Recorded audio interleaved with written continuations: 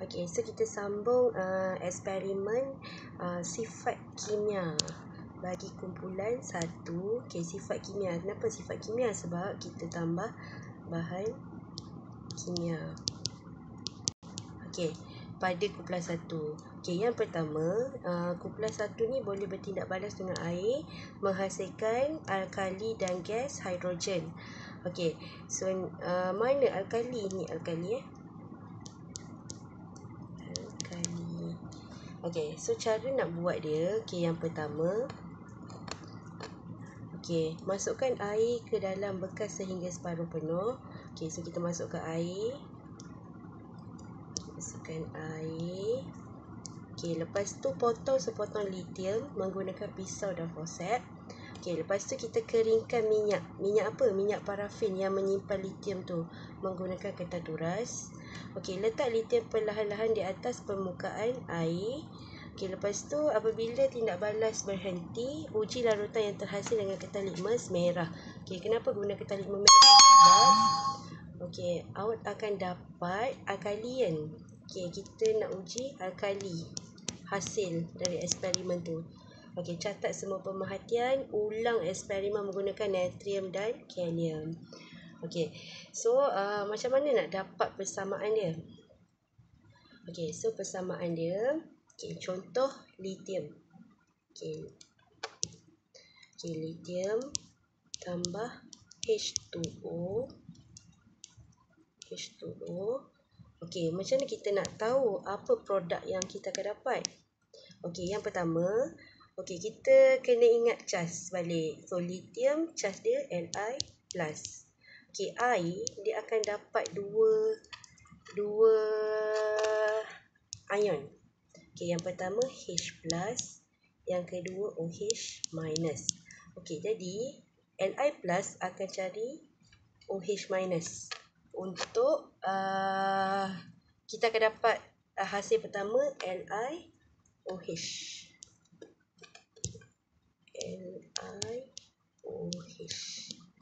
Okey, so tinggal satu lagi H+.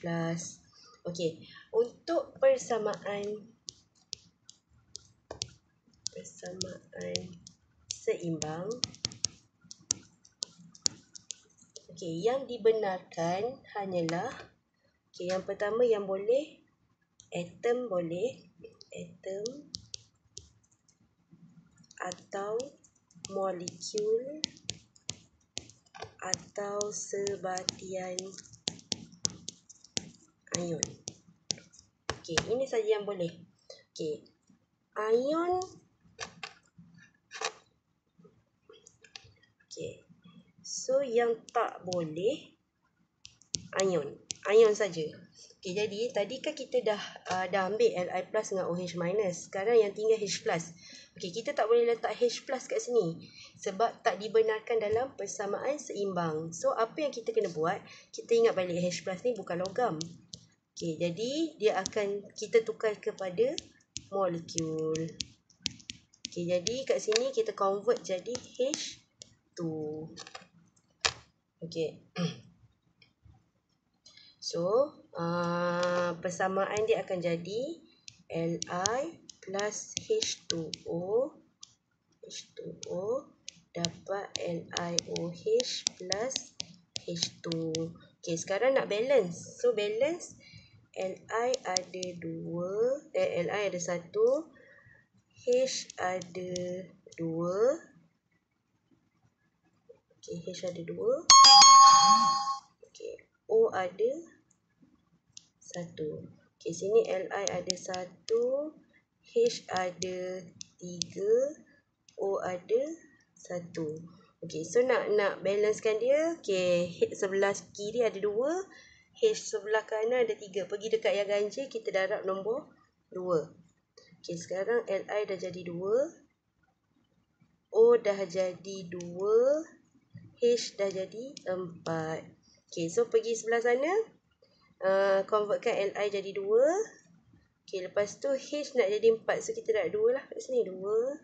Okey, so dia dah jadi 4. Ni dah jadi 2. Dah jadi 2. O dah jadi 2. Okey, so balance lah. So jawapan dia 2Li tambah 2H2O dapat 2LiOH tambah H2. Okey, so yang mana satu sebenarnya alkali ni? Ini adalah alkali yang ada OH kat belakang, LiOH ni. Okey. So sama je kalau kita tukar kepada natrium. Okey. So kita tengok pemerhatian dia. So kenapa lithium ni paling perlahan? Sebab lithium ni kan susunan elektron dia 2, 1. Okey, jarak nukleus dengan elektron valence dia dekat sangat. Jadi satu ni payah, susah dilepaskan.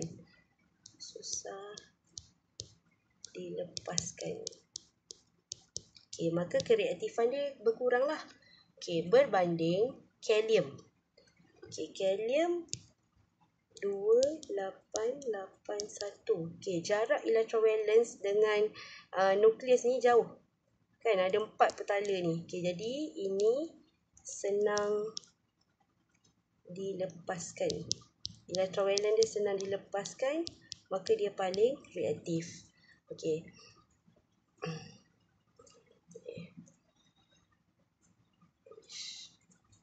Okey, jadi kita tengok, okey, kalau kita letak lithium, so lithium akan bergerak perlahan sebab dia kurang reaktif kan. Okey, nyalaan merah, larutan tidak berwarna menukarkan ketal litmus merah kepada biru. So kita dapat LiOH alkali kan. So dia akan tukar warna merah kepada biru ketal litmus tu. Okey, inference dia kenapa bergerak perlahan? Sebab dia logam paling kurang reaktif. Okey, kenapa tukar ketal litmus merah kepada biru? Sebab awak dapat larutan beralkali. Okey, persamaan kimia seimbang. Okey, yang cikgu ajar kat depan tu. Kita copy balik. Okey, so natrium ni di tengah-tengah. Sebab susunan elektron dia 281. Okey, bergerak cepat dengan nyalaan kuning. Di atas permukaan, larutan tidak berwarna menukarkan ketal litmus merah kepada biru. Okey, natrium logam yang reaktif sebab dia bergerak cepat. Okey, sama didapat juga larutan beralkali iaitu natrium hidroksida, NaOH. Okey, so untuk kalium bergerak sangat cepat sebab dia logam paling reaktif, bertindak balas dengan air.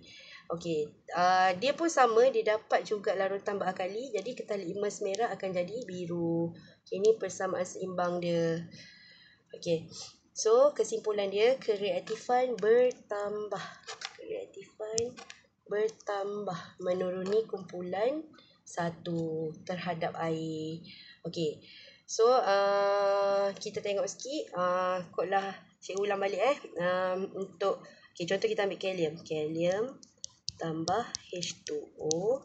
Okey, dapat apa? So kita ingat balik kalium charge dia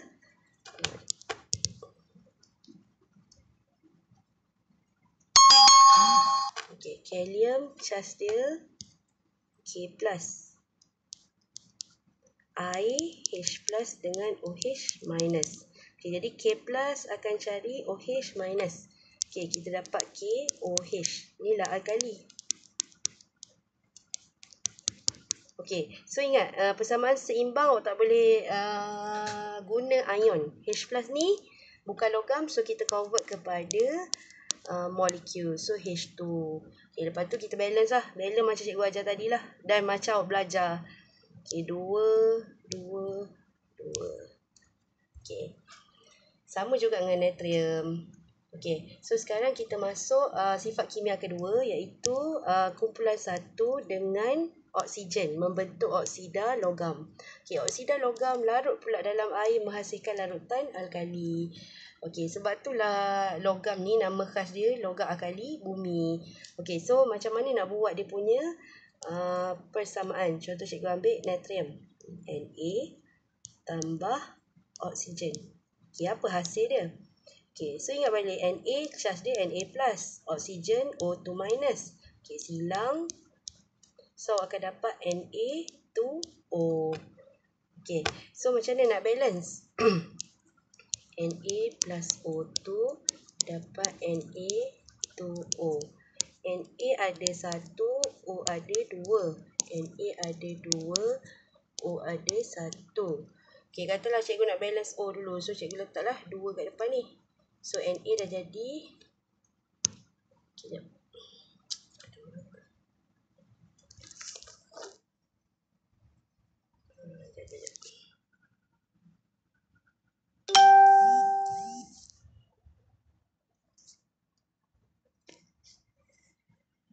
Okey, sekejap ya. Okey. So, mana tadi? Na dah jadi.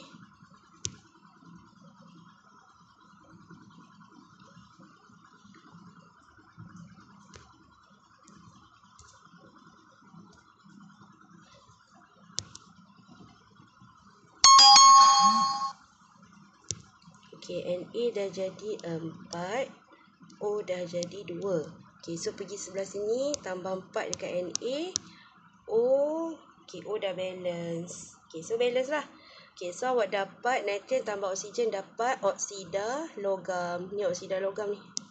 Ni oksida logam. Warna dia putih. Okey, nanti naik cuti kita akan buat.